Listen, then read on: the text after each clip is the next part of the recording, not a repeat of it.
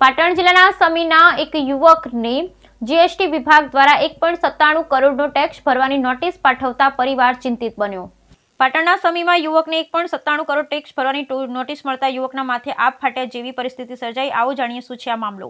પાટણ જિલ્લાના સમી તાલુકાના દુધખા ગામના સામાન્ય મજૂરી કરતા યુવકને જીએસટી વિભાગની નોટિસ મળી। સમી તાલુકાના દુધખા ગામના સુનિલ નામના યુવકને જીએસટી વિભાગની નોટિસ મળતા યુવક અચરજ સાથે માથે આપ ફાટી પડવાની પરિસ્થિતિ સર્જાઈ। સુનિલ સથવારાની નામના યુવકને જીએસટી વિભાગ દ્વારા રૂપિયા 1.97 કરોડનો ટેક્સ ભરવાની આપી નોટિસ મળતા યુવકના હોશ ઉડી જતા જોવા મળ્યા। અજાણ્યા વ્યક્તિઓ દ્વારા સુનિલના નામના ખોટા દસ્તાવેજ બનાવી છેતરપિંડી કરી હોવાનું સામે આવ્યું। સુનિલ સથવારા નામના યુવકના નામે અલગ અલગ રાજ્યોના 11થી વધુ પેઢીઓના નામે કરોડોનું ટર્ન ઓવર થયું છે, જેને લઈ ખુદ યુવક ચોંકી ગયો છે। સામાન્ય સુથારી કામ કરી ગુજરાન ચલાવતા પરિવારને નોટિસ પડતા પરિવાર ચિંતિત બન્યું છે। યુવકને જીએસટી વિભાગ દ્વારા નોટિસ મળતા ગૃહ વિભાગ તેમજ ક્રાઇમ બ્રાન્ચમાં લેખિત રજૂઆત કરવામાં આવી છે।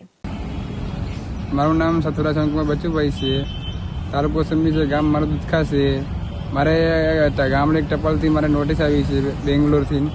એમાં મેં નોટિસ ખોલી તાણે મારે ઇન્કમ ટેક્સ મારે 1.96 કરોડ મારે ટેક્સ ભરવાનો આવ્યો છે। ઓકે, મારા ખોટા પુરાવા કરીને મારા નામે 11 પેઢી ચાલુ કરી છે। જેમ કે કર્ણાટક, તમિલનાડુ, કર્ણાટકને જે 11 પેઢી મારા નામે ચાલુ કરી છે। એમાં અમે વકીલની સલાહ લીધી। વકીલે અલગ અલગ કાગળ અમને કાઢી એટલે ત્યાં હાલ મારા નામ ઉપર 100 કરોડનું કૂપન ઉડેલું છે। હવે અમારે ભત્રીજો સુનિલ કુમાર બચુભાઈ સથવારા છે અને એની સાથે કંઈક છેતરપિંડી થઈ છે અને અમે જોયું તો કર્ણાટકના બેંગ્લોરથી કંઈક નોટિસ આવી છે 1.96 કરોડ ટેક્સ ભરવાની। હવે આવડી મોટી નોટિસ આવી એટલે અમે જોયું ને વકીલની સલાહ લીધી કે ભાઈ આ શું છે અમારા માટે।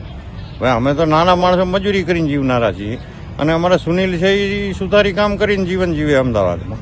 હવે એની સાથે કોઈ કાગળોની પેલી કરી અને કોઈએ બનાવટ કરી અને ફ્રોડ કરી અને બનાવટી કાગળો બનાવીને જુદી જુદી કંપનીઓ બનાવેલી છે કંઈક અને 11 જેટલી કંપનીઓ કંઈક કાર્યરત બોલે છે અને અલગ અલગ સ્ટેટમાં મણિપુર, મહારાષ્ટ્રમાં છે, કંઈક ઉત્તર પ્રદેશમાં છે, તમિલનાડુમાં છે, ત્રિપુરામાં કંઈક આવે છે સરનામું। એટલે આવી બધી જુદી જુદી 11 કંપનીઓના કંઈક લેખ આવે છે, ઉલ્લેખ આવે છે અને કંઈક 100 કરોડ જેવું ટર્નઓવર હોય એવું વકીલના કહેવા મુજબ